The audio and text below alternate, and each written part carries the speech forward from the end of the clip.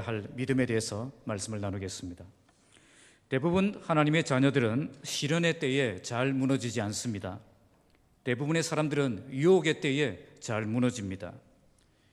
시련의 때에는 오히려 더욱 믿음이 강해지고 기도도 강해지고 영성도 강해집니다.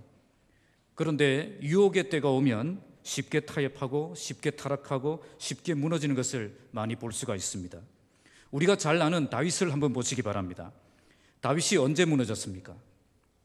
사울이 자기를 죽이려고 달려들 그런 시련의 때에 무너졌습니까? 아닙니다. 그때는 오히려 믿음이 살아있었고 예배가 살아있었고 영성이 살아있었습니다. 시련이 오면 올수록 그는 더욱 강해졌고 더욱 놀라운 능력 가운데 살아갈 수 있었던 것입니다. 그런데 다윗이 언제 무너졌습니까? 시련의 때가 아니라 유혹의 때에 무너졌다는 것입니다. 그는 유혹의 때를 만났을 때 정말 어이없이 무너지고 말았습니다. 그는 목욕하는 여인을 보는 순간 완전히 유혹에 빠져들어가서 정말 믿음의 사람 다윗답지 않게 죄악에 빠져, 죄악에 깊이 빠져 그렇게 살아가는 것을 볼 수가 있습니다. 성경은 그가 이런 세월을 1년 동안 보냈다라고 말씀하고 있습니다. 그는 거의 1년 동안 하나님과의 교제가 끊어졌고 찬양이 중단되었고 예배가 중단되는, 아니 예배는 드리고 있었지만 기도는 드리고 있었지만 찬양은 드리고 있었지만 하나님을 만나지 못하는 그런 예배를 드리고 있었다는 겁니다. 그럼에도 불구하고 그는 아무 문제의식도 느끼지 못했습니다. 나단 선지자가 와서 책망할 때까지 그는 정신을 못 차리고 있었던 것입니다. 그러니까 다윗은 시련의 때에는 자기 믿음을 지키며 살았지만 유혹의 때에는 자기 믿음을 지키지 못하고 무너지는 삶을 살았다는 겁니다. 다윗만 그렇습니까? 우리도 마찬가지입니다. 우리도 대부분 시련이 오면 더욱 믿음으로 굳게 서지만 유혹이 오면 믿음을 잃어버리고 쉽게 무너지는 것을 종종 볼 수가 있습니다. 야고보서 1장 말씀은 우리가 만나는 여러 가지 시험에 대해서 말씀을 합니다. 본문에 나오는 이 시험은 두 가지 의미를 가집니다. 하나는 시련이며 또 다른 하나는 유혹입니다. 그러니까 우리가 시험을 통과해야 되는데 그 시험은 두 가지 시험이라는 거죠. 하나는 시련이고 하나는 유혹입니다.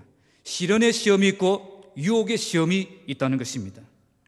지난 시간에 우리는 시련의 때에 입증되는 믿음에 대해서 묵상을 했습니다.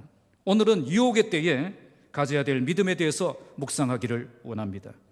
시련의 때에 무너지는 사람은 별로 없습니다. 대부분 유혹의 때에 쉽게 무너집니다. 그래서 우리는 유혹의 때에 어떻게 믿음으로 굳게 서야 하는가를 말씀을 통해서 더욱 분명하게 붙잡아야 되는 것입니다.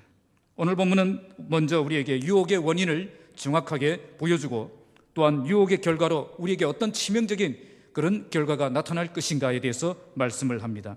마지막으로 이젠 유혹과 그리고 욕심을 따라서 살아가는 삶이 아닌 하나님이 위로부터 내려주시는 그런 모든 은사와 온전한 선물을 갈망하며 누리는 삶을 살아야 한다고 말씀을 하고 있습니다.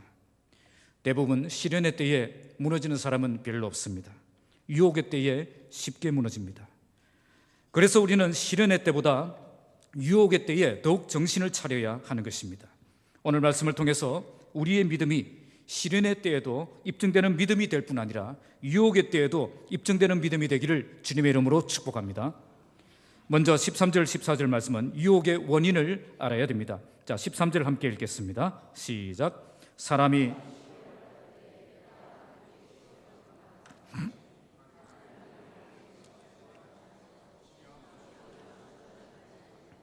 자, 오늘 본문은 사람이 시험을 받을 때에 이 시험이라는 단어가 나옵니다. 헬라어는 페이라조라는 단어로서 시험하다, 유혹하다 두 가지 뜻을 가지고 있습니다. 그래서 영어 성경은 테스트라고 번역하기도 하고 또 13절부터는 temptation, 유혹이라고 번역을 합니다. 그러나 헬라어 원문은 똑같은 단어입니다. 똑같은 단어인 시험이라는 단어를 쓰고 있고 우리 성경도 시험이라고 똑같이 쓰고 있습니다.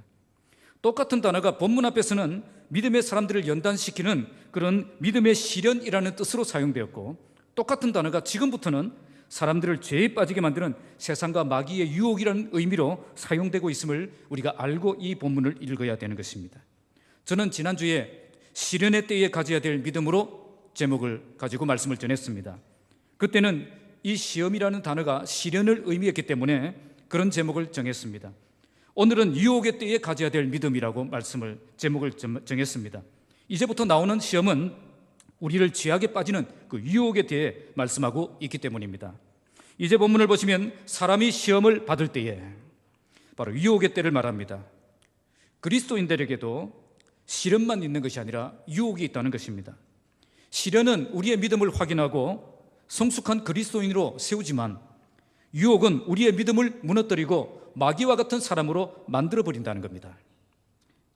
원문의 뜻은 시험을 받는 동안에라고 되어 있습니다. 그러니까 그리스도인도 세상을 살아갈 때 많은 유혹과 도전을 받는다는 것을 보여줍니다. 이런 유혹을 받는 것 자체가 죄가 되는 것은 아닙니다.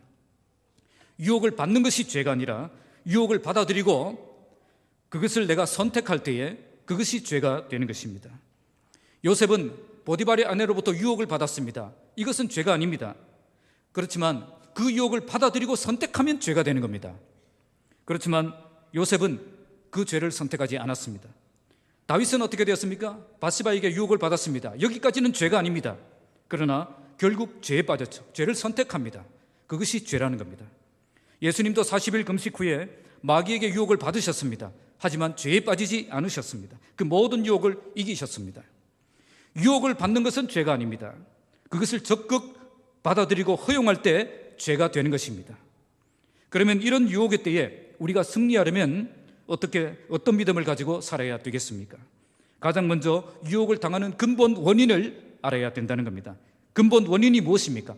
14절에 보시면 자기 욕심이라고 말씀합니다. 우리가 유혹의 때에 무너지는 그 원인이 바로 나의 욕심과 나의 야망 때문임을 보여주고 있는 것입니다. 그런데 사람들은 어떤 핑계를 대고 있습니까? 오늘 본문에 보시니까 내가 하나님께 시험을 받는다, 그렇게 핑계를 대고 있습니다. 이것은 무슨 의미죠? 내 책임이란 말입니까? 하나님 책임이란 말입니까?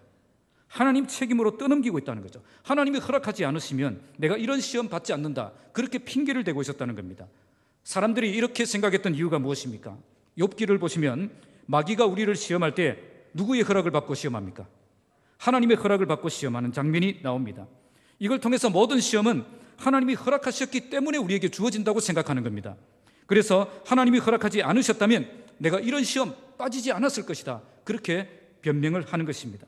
물론 하나님의 허락 없이 마귀가 독단적으로 우리를 시험할 수 없습니다. 그러나 우리가 알아야 할 것은 하나님은 우리가 감당할 수 있는 시험만 허락하신다는 것입니다. 그리고 우리가 그 시험을 감당할 능력이 없다라고 판단되시면 이제 그때 피할 길을 내셔서 우리로 능히 감당하게 해주신다는 겁니다. 하나님이 이렇게 우리를 시험하시는 이유가 무엇입니까? 우리를 믿음의 사람으로 연단시키기 위함입니다. 만약 우리에게 이런 시험 자체가 없다면 우리는 절대 성장할 수 없을 것입니다. 그래서 우리에게 어떤 시험이 주어졌다면 그것이 시련이든 유혹이든 모두 우리의 믿음을 성장시키기 위한 것임을 우리는 알아야 되는 것입니다. 그런데 사람들은 내가 하나님께 시험을 받는다, 그렇게 핑계를 대고 있습니다. 가장 먼저 이런 식으로 핑계를 대었던 사람이 누굴까요? 에덴 동산의 아담입니다. 아담은 하나님이 내게 주셔서 나와 함께 하신 그 여자가 좋기 때문에 먹었다. 선악과를 내가 그렇게 먹게 되었다고 하나님께 불평을 했습니다. 하나님이 그 여자를 내게 주셨기 때문에 내가 지금 이렇게 되었다는 거죠. 하나님이 왜 선악과를 만드셔서 내가 이렇게 죄에 빠지게 만드시고 하나님이 왜 그 여자를 내게 주셔서 내가 이렇게 죄에 빠지게 만드셨냐는 거죠. 그렇게 불평하고 있는 겁니다. 나의 책임은 하나도 없고 모두 하나님 때문이다, 그렇게 변명하고 있는 것입니다. 자, 이게 아담만 그랬습니까? 그때 그 사람만 그러고 있습니까? 오늘 우리도 그러고 있다는 거예요. 그러나 하나님은 어떤 하나님이십니까? 악에게 시험을 받지도 않으시고 친히 아무도 시험하지 않으신다는 겁니다. 여기 나오는 시험은 모두 유혹을 의미합니다. 우리 하나님은 절대 인간을 타락시키고 멸망시키고 죽음으로 몰아가시기 위해서 유혹하는 분이 아니라는 겁니다. 그래서 선악과를 만드신 것도 아담을 유혹해서 넘어뜨리기 위해 만드신 것이 아니라는 거예요. 아담의 갈빗뼈로 여자를 만드신 것도, 함께 살게 하신 것도 아담을 무너뜨리기 위해서 하신 것이 아니라는 겁니다. 그러면 무엇입니까? 왜 그러면 인간이 이런 시험에 빠져서 무너지게 되었습니까? 자, 14절 말씀이 정답을 가르쳐주고 있습니다. 14절입니다. 오직 각 사람이 원문은 그러나로 시작합니다. 그러나 모든 사람이 시험을 받는 것은 자기 욕심에 끌려 미혹되었기 때문이라는 뜻입니다. 인간이 유혹에 무너지는 것은 하나님이 시험을 하셨기 때문이 아니라 인간이 자기 욕심에 끌려 넘어갔기 때문이라는 것입니다. 여기 자기 욕심이라는 말은 악한 욕망을 의미합니다. 왜 인간이 악한 욕망에 사로잡혀 살아갑니까? 사실 마귀의 역사가 있습니다. 마귀는 인간의 욕망을 오염시키고 왜곡시키고 변질시키는 데 전문가입니다. 그래서 결국 하나님의 사람답게 살지 못하게 만들기 위해서 악한 욕망을 우리 그리스도인들에게도 심어주는 겁니다. 그러나 오늘 본문의 핵심은 우리가 마귀 때문에 이렇게 되었다라고 말하는 것이 아닙니다. 오히려 본문은 마귀의 존재를 아예 무시하고 언급조차 하지 않습니다. 그 대신 자기 욕심 때문에 이렇게 되었다고 말씀하고 있습니다. 그러니까 우리에게 시험을 받는 것은 마귀 때문이 아니라 전적으로 나의 욕심 때문이라는 겁니다. 그런데 우리는 시험을 당하는 원인을 마귀의 존재 때문이라고 생각합니다. 나는 선을 행하기를 원하는데 마귀가 자꾸 유혹을 해서 나를 죄에 빠지게 만든다, 그렇게 생각을 한다는 거죠. 그러나 야고보는 마귀에 대해서 언급조차 하지 않습니다. 그것보다 더 중요한 원인이 있는데 그것은 바로 나의 욕망이라는 것입니다. 아무리 마귀가 유혹해도 내 마음속에 욕심이 지배하지 않는다면 절대 시험에 무너지는 일은 없다는 겁니다. 그래서 유혹에 무너지는 참된 원인은 외부에 있는 것이 아니라 내부에 있다는 거죠. 바로 나의 욕심 때문이라는 것입니다. 나의 욕심 때문에 인간은 유혹을 이길 수 없는 존재가 되었다는 겁니다. 오늘 말씀은 인간이 자기 욕심에 끌려 유혹하에 넘어가는 그 현상을 낚시용어로 설명을 합니다. 끌려 미혹된다. 이 말은 물고기가 이렇게 미끼를 물어서 낚싯바늘에 이렇게 물게 되고 그리고 끌려가는 그런 장면을 묘사하고 있는 겁니다. 우리말은 그런 의미가 전혀 안 느껴지는데 원문은 그렇게 되어 있습니다. 물고기가 미끼에 끌려서 낚시바늘을 물게 되고, 일단 낚시바늘을 물게 되면 어떻게 됩니까? 내 마음대로 다닐 수 있습니까? 아니면 끌려다니게 됩니까? 바로 그것이 끌려 미혹된다는 뜻입니다. 내가 좋아서 미끼를 물었죠. 그런데 어떻게 됐습니까? 그 미끼를 물었기 때문에 이제 끌려다니는 인생이 되었다는 겁니다. 물고기가 왜 이렇게 무기력하게 끌려다니게 되었습니까? 내가 그 미끼를 물었기 때문입니다. 내가 그 미끼를 물지만 않았으면 절대 이렇게 끌려다니는 일은 없다는 겁니다. 그래서 오늘 말씀은 미끼 때문이었다, 그렇게 말씀하지 않습니다. 그렇게 핑계대지 말라는 거예요. 그 미끼를 물었던 나의 욕심 때문이었다는 겁니다. 그러면 내가 왜 미끼를 물었습니까? 바로 나의 욕심 때문이라는 거죠. 나의 욕심 때문에 그 유혹이라는 미끼를 물게 되었고, 그래서 이렇게 질질 끌려다니는 인생이 되었다는 것입니다. 우리가 유혹의 때에 무너지는 것은 하나님 때문도 아니고 마귀 때문도 아니고 주변 환경 때문도 아니고 바로 나의 욕심 때문이라는 것입니다. 그래서 우리는 주변 환경을 탓하기 전에 먼저 나 자신을 돌아보며 바르게 세워야 되는 것입니다. 유혹의 때에 먼저 나 자신을 돌아보면서 바르게 이렇게 살아가는 우리의 삶이 되어야 한다는 것입니다. 그러기 위해서 내 안에 이글거리고 있는 이 야망을, 악한 야망을 볼 수 있어야 됩니다. 나의 욕심이 나로 하여금 하나님의 자녀답게 살지 못하게 만들고 마귀의 사람답게 살게 만든다는 것입니다. 바로 이것이 오늘 말씀이 우리에게 하고자 하는 말씀입니다. 물론 우리가 마귀와 세상 때문에 넘어지기도 하고 실패하기도 합니다. 그러나 궁극적인 책임은 나에게 있음을 알아야 된다는 것입니다. 이제 더 이상 세상을 탓하며 환경을 탓하며 마귀를 탓하며 빠져나갈 구멍 찾지 말라는 겁니다. 모든 원인은 나의 욕심에 있습니다. 다윗이 무너졌던 것도 나의 욕심 때문입니다. 욕심 때문에 마귀가 던져주는 그 미끼를 덥석 물어버렸던 것입니다. 오늘 우리도 마찬가지죠. 우리가 욕심을 품고 있으면 결국 마귀가 던져주는 그 미끼를 물어버리고 결국 그 실패하며 질질 끌려다니는 그런 인생이 되어버린다는 것입니다. 우리 모두 유혹의 때에 시험을 이기는 삶을 살아가시기 바랍니다. 그러기 위해서 유혹에 무너지지 않도록 깨어 기도하는 삶을 살아야 됩니다. 나의 욕심 때문에 마귀가 주는 그 미끼를 덥석 물어버리면 안 됩니다.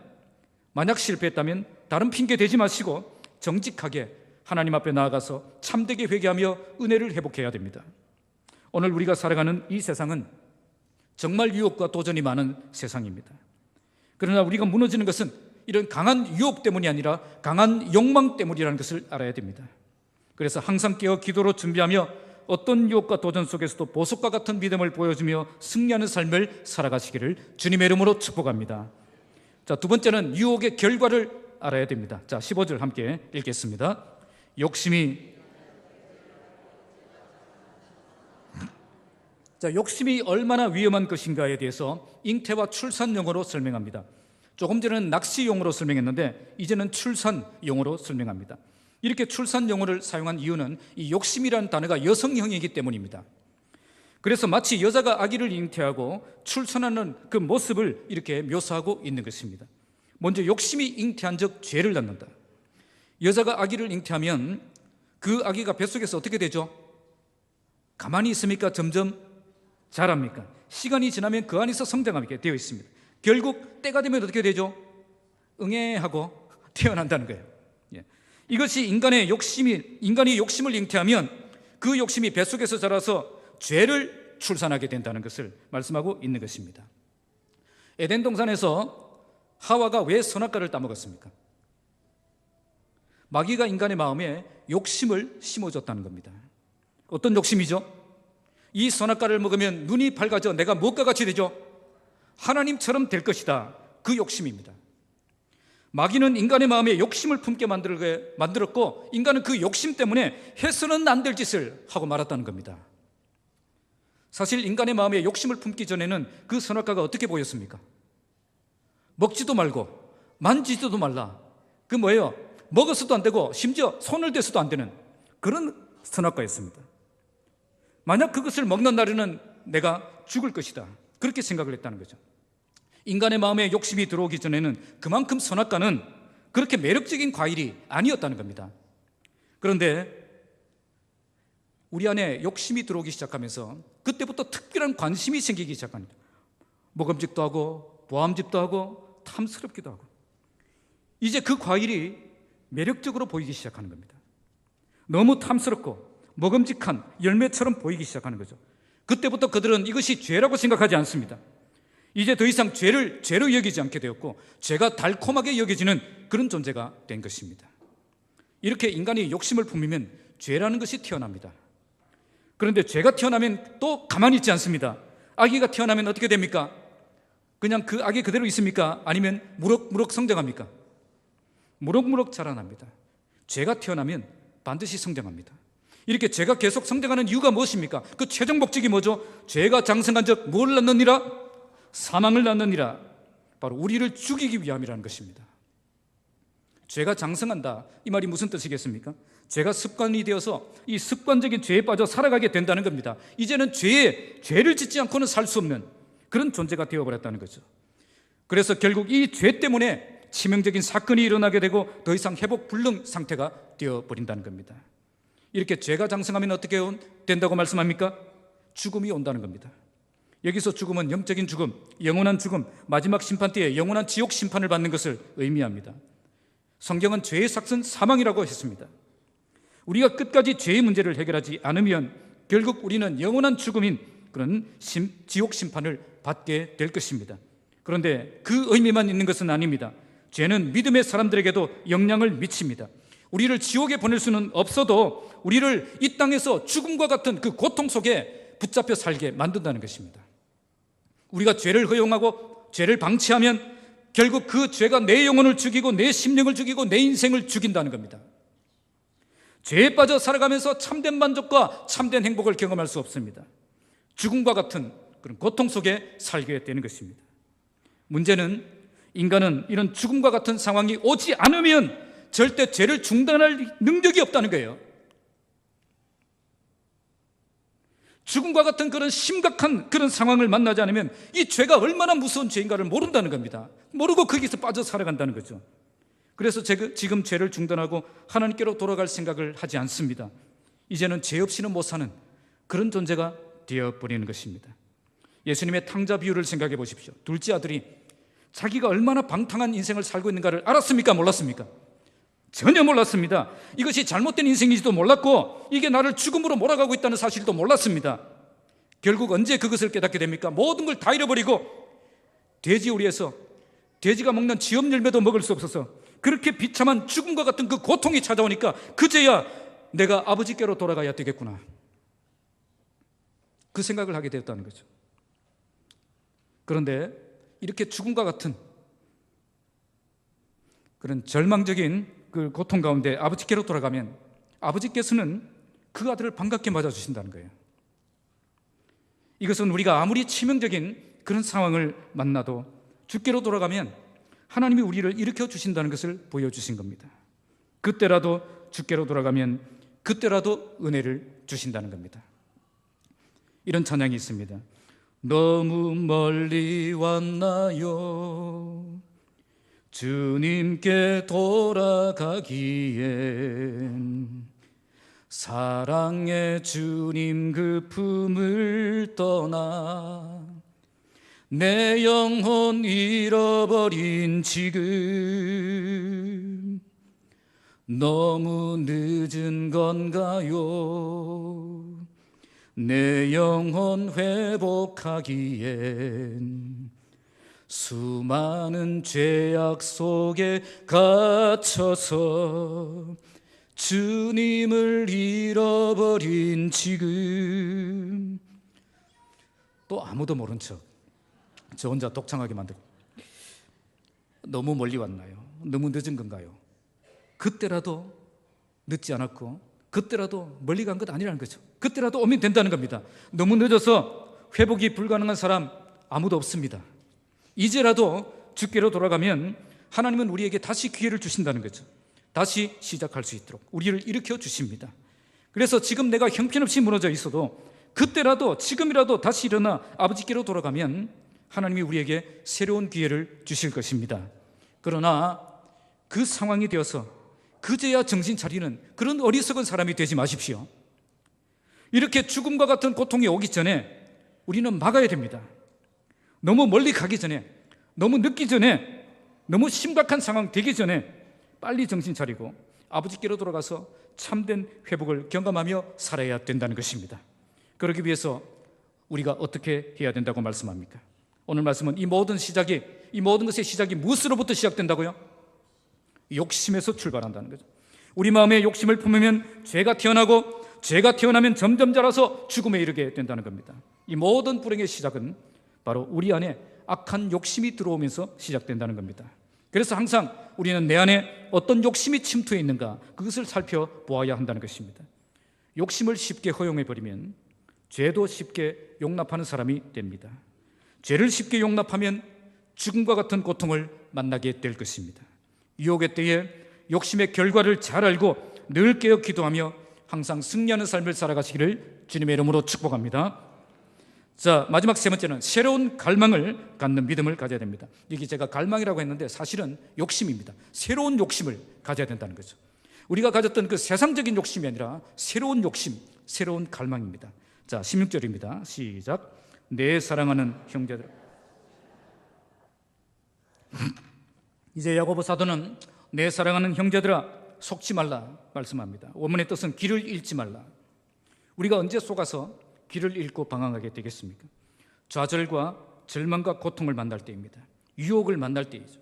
사망의 음침한 골짜기로 다닐 때, 사람들이 나를 떠날 때, 모든 것을 잃어버리고 무기력한 삶을 살아갈 때, 이때 마귀는 우리에게 무엇으로 유혹하겠습니까? 절대 우리에게 해로운 것으로 유혹하지 않습니다. 우리에게 꼭 필요한 것으로 유혹한다는 거죠. 예수님이 40일 금식하셨을 때 무엇으로 유혹했습니까? 이 돌로 뭘 만들어라? 떡을 만들어 먹으라. 배고픈 사람에게 능력이 없는 것도 아니고 돌로 떡을 만들어 먹는 게 뭐가 그리 큰 죄입니까? 뭐가 그리 큰 죄냐고요? 그러나 여기에 마귀의 함정이 있습니다.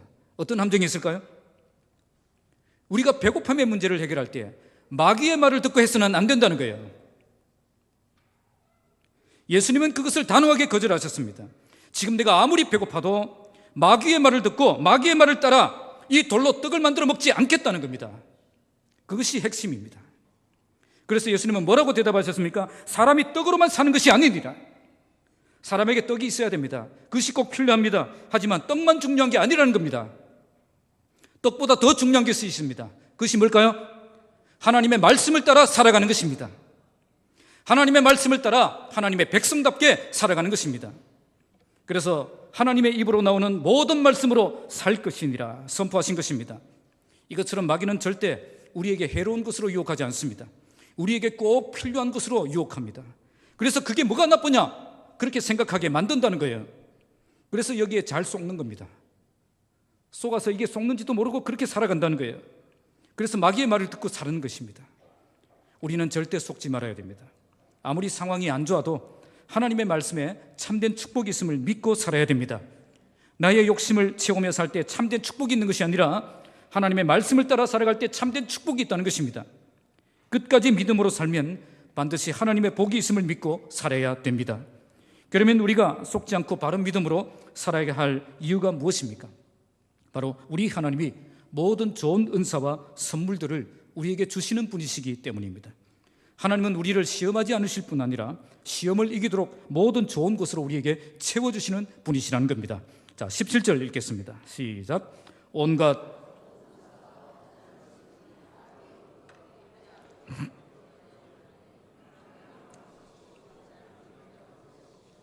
여기에 온갖 좋은 은사와 온전한 선물에 대해서 말씀합니다. 이제 우리는 새로운 욕심을 가져야 됩니다. 새로운 갈망을 가져야 된다는 거예요. 우리는 지금까지 잘못된 욕심을 가지고 살았습니다.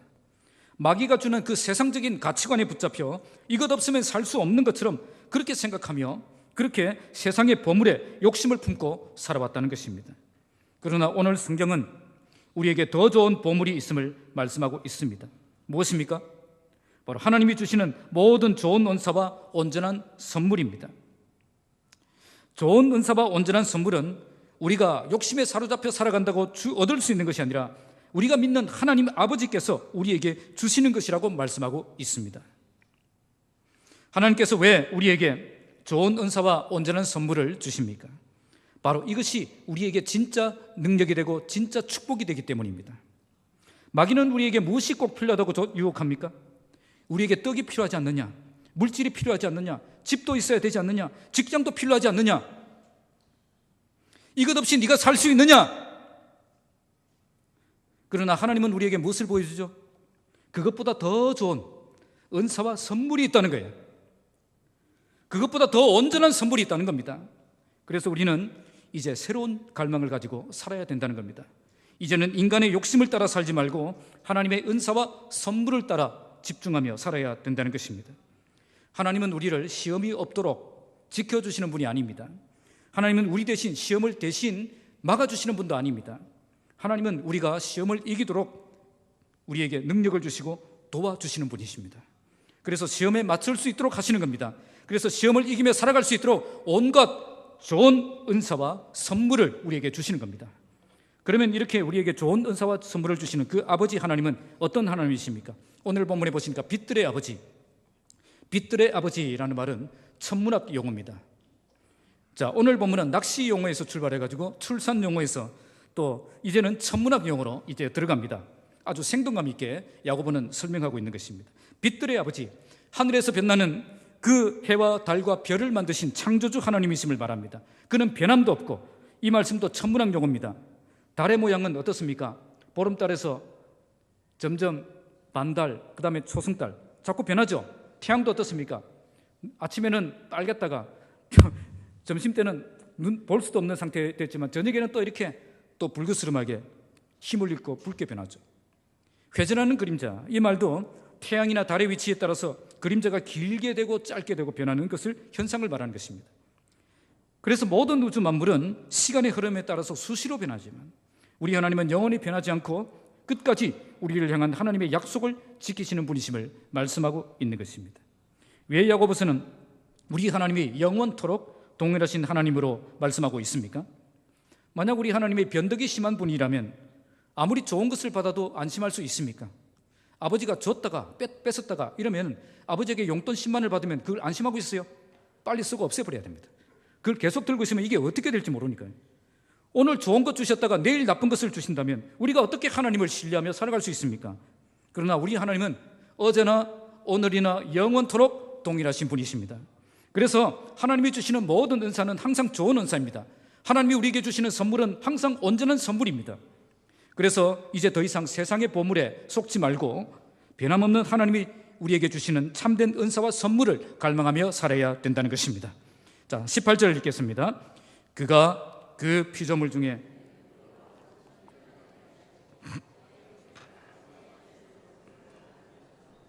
자, 이제 본문은 우리가 하나님을 신뢰할 수 있는 또 다른 한 가지 이유를 더 말씀합니다. 그것은 우리가 하나님의 뜻을 따라 진리의 말씀으로 새로운 피조물이 되었다는 것입니다. 원문은 자기의 뜻을 따라, 이 말이 제일 먼저 나왔습니다. 우리가 하나님의 자녀가 된 것은 내가 원해서 된 것이 아니라 하나님이 원해서 된 것입니다. 그리고 우리를 진리의 말씀으로 낳으셨다. 여기에 낳으셨다는 말씀이 창조되었다는 겁니다. 그래서 하나님은 진리의 말씀으로 우리를 새로운 피조물로 재창조하신 것입니다. 그래서 우리는 새로운 피조물이 되었습니다. 이제는 진리의 말씀을 듣고 거듭나서 새로운 피조물이 되었다는 것입니다. 이것은 이제 우리가 하나님의 자녀가 되었음을 의미합니다. 하나님의 자녀이기 때문에 아버지께서 자녀에게 나쁜 것을 줄 수 없다는 겁니다. 항상 최선의 것, 복된 것, 좋은 것으로 주신다는 겁니다. 그래서 우리가 좌절의 때, 아픔의 때, 고통의 때가 와도 절대 속지 말아야 되는 겁니다. 하나님은 우리에게 참된 축복이 되심을 믿고 살아야 된다는 겁니다. 이렇게 하신 목적이 뭐죠? 우리로 하여금 그 피조물 중에 한 첫 열매가 되게 하심이 위함이라고 말씀합니다. 첫 열매라는 말은 원래 구약시대의 제사 용어였습니다. 이스라엘 백성들은 모든 인간, 짐승, 그리고 식물의 그 첫 열매를 하나님께 드렸습니다. 자, 이렇게 한 것은 이 모든 것이 내 것이 아니라 이 모든 것이 하나님의 것임을 인정한다는 그런 의미였습니다. 그래서 이것은 특별히 구별해서 특별하게 드렸던 겁니다. 하나님이 우리를 첫 열매로 이렇게 만드셨다는 것은 특별한 존재로 구별시켜 주셨다는 겁니다. 하나님이 왜 우리를 향해 놀라운 계획을 세우시고 진리의 말씀으로 거듭나게 하셔서 하나님의 자녀가 되게 하셨습니까? 바로 우리를 피조물 중에 아주 특별한 존재가 되게 하기 위함이었다는 거죠. 정말 하나님의 자녀답게, 정말 하나님의 형상을 보여주며 살아가는 그 하나님의 사람이 되게 하시기 위해서 그렇게 뜻을 정하시고 진리의 말씀으로 우리를 거듭나게 하셔서 우리를 새로운 피조물로 재창조하셨다는 겁니다. 그래서 이 말씀은 우리가 버림받은 사람이 아니라 하나님에 의해서 하나님의 자녀로 선택받은 사람임을 말씀하고 있는 것입니다. 우리에겐 하나님의 자녀된 권세가 있습니다. 그래서 우리가 하나님이 주시는 모든 좋은 은사와 온전한 선물을 받을 자격이 있는 사람이라는 것입니다. 그래서 이젠 새로운 욕심, 새로운 갈망을 가지고 살아야 한다는 것입니다. 우리에겐 더 좋은 은사와 더 온전한 선물이 있습니다. 하나님이 우리에게 그것을 주신다는 겁니다. 그래서 이제는 세상 욕심을 따라 살아가는 것이 아니라 하나님이 주시는 좋은 은사와 온전한 선물을 갈망하며 모든 유혹을 이기는 삶을 살아야 한다는 것입니다. 그러면 이렇게 좋은 은사와 온전한 선물을 어떻게 받을 수 있습니까? 야고보 4장 2절 말씀은 그렇게 말씀합니다. 너희가 욕심을 구하고 시기하고 살인을 해도 얻지 못하는데 너희가 얻지 못하는 이유는 구하지 않았기 때문이다. 그렇게 말씀을 하고 있습니다. 하나님은 얼마든지 좋은 은사와 온전한 선물을 우리에게 주실 수 있는데 우리가 기도할 때 그것을 받아 누릴 수 있다는 것입니다. 본문 앞에 시련의 때에는 뭐가 필요하다고 했습니까? 지혜가 필요하다고 했습니다. 지혜가 필요할 때 어떻게 해야 된다고 했죠? 모든 것을 후히 주시고 꾸짖지 아니하시는 하나님께 기도해라고 했습니다. 그러면 유혹의 때에는 뭐가 필요합니까? 하나님의 모든 좋은 은사와 온전한 선물이 필요합니다. 은사는 하나님의 능력을 의미하고 선물은 하나님의 축복을 의미합니다. 유혹의 때에 정말 우리에게 필요한 것은 하나님의 능력과 하나님의 축복입니다. 하나님은 우리에게 좋은 능력을 주시며 또 온전한 축복을 주시는 분이십니다. 하나님의 능력은 유혹을 이길 수 있는 능력이 될 것이며 하나님의 축복은 세상의 그 모든 욕심을 거부할 수 있는 그런 힘이 될 것입니다. 어떤 사람이 유혹에 무너지지 않고 든든하게 서서 살아갈 수 있겠습니까? 바로 하나님의 능력으로 무장한 사람이고 하나님의 축복의 가치를 아는 사람입니다. 우리는 하나님의 능력으로 무장할 때 모든 유혹을 이겨낼 수 있고 하나님의 축복을 받을 때 참된 행복과 기쁨을 경험하며 살아갈 수 있는 것입니다.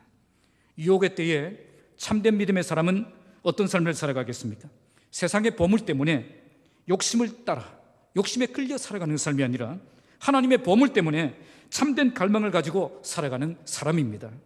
이제는 하나님의 능력의 가치를 알고 하나님의 선물의 가치를 알고 오직 그것을 갈망하며 그것을 욕심내며 그것을 구하며 살아가는 사람이 되는 것입니다. 유혹의 때에 새로운 갈망을 가지고 살아가는 참된 하나님의 사람이 되시기 바랍니다. 이젠 세상의 헛된 욕심을 추구하며 살아가지 마시고 참된 능력과 참된 보물을 얻기 위해서 하나님의 보좌 앞에 나아가 엎드리는 여러분 되시기 바랍니다. 그래서 유혹의 때에 무너지지 않고 당당하게 승리하는 삶을 살아가시기를 주님의 이름으로 축복합니다. 말씀을 맺겠습니다. 많은 사람들이 시련의 때에는 더욱 믿음으로 굳게 서서 살아가지만 유혹의 때는 믿음을 잃어버리고 형편없이 무너지는 것을 볼 수가 있습니다. 오늘 말씀은 우리의 믿음이 유혹의 자리에서 입증되는 그런 믿음이 되어야 한다고 말씀합니다. 유혹의 때를 만났을 때에 유혹에 무너지지 않고 참된 믿음이 무엇인지 보여주는 삶을 살아야 된다는 겁니다. 그러기 위해서 가장 먼저 인간이 유혹에 무너지는 것은 주변 환경 때문이 아니라 나의 욕심 때문이라는 것을 알아야 합니다. 인간은 강한 유혹 때문에 무너지는 것이 아니라 강한 욕심 때문에 무너지는 것입니다. 그래서 이제 주변 환경을 탓하기 전에 먼저 나 자신을 돌아보며 항상 내 믿음을 바르게 세우는 책임감 있는 신앙생활을 하시기 바랍니다. 자, 두 번째로 유혹의 결과가 얼마나 무서운지를 알아야 됩니다. 인간의 욕심을 품으면 죄가 탄생합니다. 죄가 탄생하면 점점 자라납니다. 그리고 결국 나를 죽음으로 몰아간다는 거죠. 이 모든 것이 욕심에서 출발합니다. 너무 늦기 전에 빨리 정신 차리고 늘 깨어 기도하며 욕심을 이겨내는 삶을 살아가시기 바랍니다. 마지막으로 믿음의 사람은 유혹의 때에 새로운 욕심을 가지고 살아야 한다는 것을 말씀합니다. 하나님의 사람은 세상 욕심을 채운다고 행복해지는 것 아닙니다. 새로운 집을 사도 한 이틀만 지나면 별것 아닙니다. 하나님의 은사가 하나님의 참된 능력이며 하나님의 선물이 참된 보물입니다. 우리 모두 이젠 참된 능력과 참된 보물을 갈망하며 모든 유혹 이겨내며 승리하는 삶을 살아가시기 바랍니다. 지금 우리가 살아가는 세상은 수많은 유혹과 도전이 있는 세상입니다. 이런 세상에서 우리는 참된 믿음이 무엇인지를 보여주며 살아가는 참된 하나님의 백성, 하나님의 선택한 그런 첫 열매, 참된 피조물이 되어야 될 것입니다. 이제는 세상 욕심을 따라 살아가지 않고 참된 능력과 참된 보물을 갈망하며 참된 승리를 경험하며 살아가시는 저와 여러분들이 되시기를 주님의 이름으로 축복합니다. 기도하겠습니다.